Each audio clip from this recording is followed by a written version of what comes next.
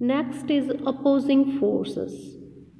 In a tug of war, two forces act in the opposite direction. Tug of war. What first of all I want to do tug of war. Tug of war ਕੀ ਹੈ ਜਿਹਨੂੰ ਅਸੀਂ ਪੰਜਾਬੀ 'ਚ ਰੱਸਾ ਕਸੀ ਕਹਿੰਦੇ ਆ। ਰੱਸੇ ਨੂੰ ਵਿਚਾਲੇ ਨੋਟ ਬੰਨ ਕੇ ਫੜ ਲੈਣਾ। ਇੱਕ ਸਾਈਡ ਤੇ ਇੱਕ ਟੀਮ ਹੁੰਦੀ ਹੈ, ਦੂਸਰੀ ਸਾਈਡ ਤੇ ਦੂਸਰੀ ਟੀਮ ਹੁੰਦੀ ਹੈ। ਇਹਦੇ ਵਿੱਚ ਟੂ ਫੋਰਸਿਸ, ਦੋ ਫੋਰਸ ਕੰਮ ਕਰਦੀਆਂ ਨੇ। ਇੱਕ ਸਾਈਡ ਤੇ ਇੱਕ ਲੋਕ ਉਹਨੂੰ ਖਿੱਚ ਰਹੇ ਨੇ, ਦੂਸਰੀ ਸਾਈਡ ਤੇ ਜੋ, ਪਰ ਉਹ ਅਪੋਜ਼ਿਟ ਡਾਇਰੈਕਸ਼ਨ ਦੇ ਵਿੱਚ ਨੇ। ਇਹ ਆਪਣੇ ਬੰਨੀ ਨੂੰ ਖਿੱਚ ਰਹੇ ਨੇ, ਇੱਧਰ ਨੂੰ ਫੋਰਸ ਲਾ ਰਹੇ ਨੇ, ਇਹ ਇੱਧਰ ਨੂੰ। ਸਾਰੀ ਫੋਰਸ ਇੱਕ ਪਾਸੇ ਨਹੀਂ ਲੱਗ ਰਹੀ, ਇਹ ਇੱਧਰ ਨੂੰ ਫੋਰਸ ਲਾ ਰਹੇ ਨੇ, ਇਹ ਇੱਧਰ ਨੂੰ ਅਪੋਜ਼ਿਟ ਸਾਈਡ 'ਚ ਲੱਗ ਰਹੀ ਆ। If the two opposing force are equal, ਜੇ ਤਾਂ ਦੋਨੇ ਅਪੋਜ਼ਿਟ ਫੋਰਸ ਇਕੁਅਲ ਨੇ, ਆਬਜੈਕਟ ਰਿਮੇਨ ਸਟੇਸ਼ਨਰੀ। ਸਟੇਸ਼ਨਰੀ ਹੁੰਦਾ ਆਪਣੀ ਜਗ੍ਹਾ 'ਤੇ। ਤਾਂ ਆਬਜੈਕਟ ਜੇ ਦੋਨੇ ਬਰਾਬਰ ਫੋਰਸ ਨੇ ਤਾਂ ਆਬਜੈਕਟ ਹੇਅਰ ਰੈੱਡ ਪੁਆਇੰਟ ਦੱਸਿਆ ਹੋਇਆ ਉਹਨਾਂ ਨੇ, ਤਾਂ ਉਹ ਆਪਣੀ ਜਗ੍ਹਾ 'ਤੇ ਆ। ਜਿਹੜੀ ਲਾਈਨ ਨੀਚੇ ਮਾਰੀ ਸੀ ਵਾਈਟ ਕਲਰ ਦੀ, ਬਿਲਕੁਲ ਉਹਦੇ ਉੱਪਰ ਆ। But if one force is stronger than it is opposing force, ਜੇ ਇੱਕ ਫੋਰਸ ਉਹਦੀ ਦੂਸਰੀ ਫੋਰਸ ਨਾਲੋਂ ਸਟਰੋਂਗ ਆ, the object moves in the direction of the stronger force, ਤਾਂ ਆਬਜੈਕਟ ਨੇ ਜਿੱਧਰੋਂ ਸਟਰੋਂਗਰ ਫੋਰਸ ਆ ਰਹੀ ਆ ਉਧਰ ਨੂੰ ਮੂਵ ਕਰ ਜਾਣਾ ਆ। ਮੀਨਸ ਹੇਅਰ ਜੇ ਇਹਨਾਂ 'ਚ ਤਾਕਤ ਹੋਈ ਤਾਂ ਇਹਨਾਂ ਨੇ ਫੋਰਸ ਜ਼ਿਆਦਾ ਲਾਤੀ, ਤਾਂ ਇਹਨਾਂ ਨੇ ਆਬਜੈਕਟ ਨੂੰ ਮੀਨਸ ਇੱਧਰ ਨੂੰ ਮੂਵ ਕਰ ਜਾਣਾ ਰੈੱਡ ਪੁਆਇੰਟ ਨੇ, ਅਤੇ ਇਹਨਾਂ ਨੇ ਜਿੱਤ ਜਾਣਾ, ਵਿਨਰ ਬਣ ਜਾਣਾ ਆ। ਇਹ ਹੋ ਗਿਆ opposing force. Next we come two kinds of force. ਹੁਣ ਅੱਗੇ ਅਸੀਂ ਕਰਨ ਜਾ ਰਹੇ ਹਾਂ ਕਿ ਫੋਰਸ ਕਿੰਨੇ ਤਰ੍ਹਾਂ ਦੀ ਆ। फ्रिक्शनल फोर्स, सब तो first of all they have talked about friction. What is friction? So मैं दस रही हाँ कि फ्रिक्शन की है। पहला एग्जाम्पल लवांगे, observe a moving cricket ball on the ground. जे ग्राउंड के उत्ते एक बॉल सिटती एवें मूव कर रही, ਉਹਦੇ ਵੱਲ देखो। It comes to stop on it is own after some time. जे असीं ਉਹਨੂੰ नहीं भी रोकते ਤਾਂ भी ਉਹਨੇ कुछ समय बाद रुक जाना। ਤਾਂ what stops the ball? Ball ਨੂੰ कौन रोक रहा आ? This is the force of friction. Friction रगड़ है ना, वो बॉल ਨੂੰ रोकदी है। बॉल सरफेस ਦੇ ਨਾਲ नीचे फ्लोर ਦੇ सरफेस ਨਾਲ रगड़ के रुक गई, ਤਾਂ ਉਹਨੂੰ रोकण वाली ए सरफेस ਨਾਲ रुक के रुक गई, रगड़ के रुक गई, तो उन्होंने रोकण वाली की साडे कोले आ गई friction. A force which slows down a moving ऑबजैक्ट।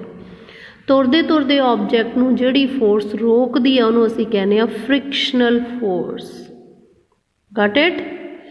Friction is caused by two surfaces. हुण फ्रिक्शन नूं करन वाले साडे कोले दो सरफेस ने, two surface rubbing against each other, जिहड़े एक दूजे दे उल्ट एक दूजे दे अगेंस्ट रबिंग कर रहे ने, रगड़ रहे ने। It slows down the moving object and ultimately stops it. Force जिहड़ी फ्रिक्शनल फोर्स, ਇਹਦੇ ਨਾਲ ਕਿਸੇ भी चीज़ की मूवमेंट स्लो हो जाती है तो आखिर ਨੂੰ रुक जाती है। In this pic they have shown you two people.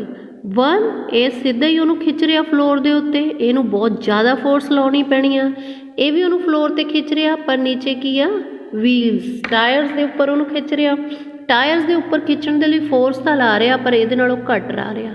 जदों डायरैक्ट कंटैक्ट दे विच आ फ्लोर दे तो ज़्यादा फोर्स लगनी आ, क्यों? ज़्यादा फ्रिक्शन बनी हुई आ, तो फ्रिक्शन उन्होंने मूव नहीं होण दिंदी। इत्थे वो थोड़ी उपर आ तो फ्रिक्शन घट बनी हुई आ, वहीकल्स दे विच ही आ, थोड़े सॉरी व्हील्स दे विच ही आ, तो फ्रिक्शन उन्होंने घट लानी पैंदी आ। In our daily life it is not possible to do many things in the absence of friction। हुण अपना अपनी डेली लाइफ दे विच तुसीं कहंदे हो कि मैडम फ्रिक्शन तो किसी चलदी चीज़ नूं रोक दिंदी है, तो इहदा मतलब सानूं वधिया नहीं। But we can not live without friction. Friction is an evil and an friend. Friction बुराई भी आ, ठीक है, दुश्मन भी आ ते दोस्त भी आ। फ्रिक्शन अपनी डेली लाइफ दे विच सी फ्रिक्शन बिना it is not possible to do many things. असी कई चीज़ां नहीं कर सकते। Friction helps us to grasp things. Pencil फड़ी हुई है मैं, फ्रिक्शन नाल ही फड़ी हुंदी है। जे फ्रिक्शन ना होंदी ने स्लिप होकर डिग जाना सी इहदे ते मेरी फिंगर दे विच। टू वॉक तुरन वास्ते तुरदे हो ना तुसीं, फ्रिक्शन करके ही आ। ਤੁਰ ਸਕਦੇ ਹਾਂ। ਮੂਵ, ਸਟਾਪ ਦਾ ਵਹੀਕਲਸ, ਕਿਸੇ ਵੀ ਚੀਜ਼ ਨੂੰ ਰੋਕਣ ਦੇ ਲਈ, ਸਾਰੀਆਂ ਦੇ ਲਈ ਸਾਨੂੰ ਕੀ ਚਾਹੀਦੀ ਆ? Friction. In some situation friction is harmful. ਇਹ ਤਾਂ ਹੋ ਗਿਆ ਸਾਨੂੰ benefits. Benefits means importance, friction ਦੇ ਫਾਇਦੇ। ਜੇ ਫ੍ਰਿਕਸ਼ਨ ਨਾ ਹੁੰਦੇ ਸੀ ਲਿਖ ਨਹੀਂ ਸੀ ਪਾਉਣਾ। ਇੱਥੇ ਫ੍ਰਿਕਸ਼ਨ ਆ, ਮੇਰੇ ਹੱਥ ਦੇ ਵਿੱਚ ਵੀ ਫ੍ਰਿਕਸ਼ਨ ਆ, ਅਤੇ ਲਿਖਣ ਇੱਕ ਸਰਫੇਸ ਦੂਸਰਾ ਇਹਦੀ ਟਿਪ ਆਫ ਪੈਨਸਿਲ, ਇਹਨਾਂ ਦੋਨਾਂ ਦੇ ਵਿੱਚ ਫ੍ਰਿਕਸ਼ਨ ਆ, ਤਾਂ ਮੈਂ ਲਿਖ ਰਹੀ ਹਾਂ। ਜੇ ਫ੍ਰਿਕਸ਼ਨ ਨਾ ਹੁੰਦੀ ਮੈਂ ਲਿਖਣਾ ਨਹੀਂ, ਇਹਨੇ ਇੱਥੇ ਰੱਖਣਾ ਸੀ, ਸਲਿੱਪ ਹੋ ਜਾਣੀ ਸੀ। ਫ੍ਰਿਕਸ਼ਨ ਨਾਲ ਹੀ ਅਸੀਂ ਲਿਖ ਸਕਦੇ ਹਾਂ, ਫ੍ਰਿਕਸ਼ਨ ਨਾਲ ਹੀ ਤੁਰ ਸਕਦੇ ਹਾਂ। ਇਹ ਤਾਂ ਹੋ ਗਏ ਇਹਦੇ ਬੈਨੀਫਿਟਸ। ਹੁਣ ਕੋਈ ਨੁਕਸਾਨ ਵੀ ਹੋਣਗੇ? ਹਾਂ, ਫ੍ਰਿਕਸ਼ਨ ਦੇ ਸਾਨੂੰ ਨੁਕਸਾਨ ਵੀ ਨੇ। ਕੀ ਨੇ ਪੁੱਤਰ ਜੀ? ਕੀ ਕਰ ਸਕਦੀ ਹੈ friction? Friction can be reduced by smoothing two surface. Here they have not told you any, ਉਹਨੇ ਤੁਹਾਨੂੰ ਕੋਈ ਹਾਰਮਫੁਲ ਇਫੈਕਟ ਦੱਸੇ ਨਹੀਂ। ਹੁਣ ਮੈਂ ਦੱਸਦੀ ਹਾਂ ਤੁਹਾਨੂੰ ਹਾਰਮਫੁਲ ਇਫੈਕਟ ਕੀ ਨੇ। ਜੇ ਦੋ ਚੀਜ਼ਾਂ ਆਪਸ ਦੇ ਵਿੱਚ ਰਗੜੀ ਜਾਂਦੀਆਂ ਨੇ ਤਾਂ ਉਹ ਕੀ ਘਸ ਜਾਂਦੀ ਆ। ਉਹਨੂੰ ਫਿਰ ਆਪਾਂ ਗਰੀਸ ਲਾਉਂਦੇ ਹਾਂ। ਤੁਸੀਂ ਸਾਈਕਲ ਦੀ ਚੇਨ ਨੂੰ ਗਰੀਸ ਲਾਉਂਦੇ ਹੋ, ਨਾ ਲਾਮੋ ਤਾਂ ਘਸ ਜਾਣਗੇ। ਉਹਦੇ ਵਿੱਚ ਜਿਹੜੇ ਗੋਲ ਗੋਲ ਪਾਏ ਹੁੰਦੇ ਨੇ, ਕੀ ਕਹਿੰਦੇ ਆ ਆਪਾਂ ਨੂੰ, ਬੁਲਟ ਜਿਹੇ, ਉਹ ਖ਼ਰਾਬ ਹੋ ਜਾਣਗੇ, ਸਾਡਾ ਸਾਈਕਲ ਖ਼ਰਾਬ ਹੋ ਜੂ। ਇਸੇ ਤਰ੍ਹਾਂ ਤੁਹਾਡੇ ਕੋਲ ਕੀ ਆ ਗਿਆ ਆ, ਜੇ ਨਾ ਗਰੀਸ ਦਿੱਤੀ ਗਈ ਤਾਂ ਸਿਲਾਈ ਮਸ਼ੀਨ ਖ਼ਰਾਬ ਹੋ ਜਾਂਦੀ ਆ, ਹੈ ਨਾ, ਸੂਇੰਗ ਮਸ਼ੀਨ ਜਿਹਨੂੰ ਆਪਾਂ ਕਹਿ ਦਿੰਦੇ ਹਾਂ। ਹੋਰ ਕਈ ਚੀਜ਼ਾਂ ਨੇ, ਮਸ਼ੀਨਸ ਨੇ, ਕਈ ਮਸ਼ੀਨਰੀ ਆ, ਉਹਦੇ ਵਿੱਚ ਜੇ ਆਪਾਂ ਫ੍ਰਿਕਸ਼ਨ ਹੀ ਹੁੰਦੀ ਰਹੀ, ਦੋ ਸਰਫੇਸ ਆਪਸ 'ਚ ਰਗੜ ਕੇ ਚੱਲਦੇ ਰਹੇ ਤਾਂ ਖ਼ਰਾਬ ਹੋ ਜਾਣੇ ਨੇ, ਖੜ ਜਾਣੀਆਂ, ਟੁੱਟ ਜਾਣੀਆਂ। ਇਹ ਹੈਗੇ ਫ੍ਰਿਕਸ਼ਨ ਦੇ ਹਾਰਮਫੁਲ ਇਫੈਕਟਸ।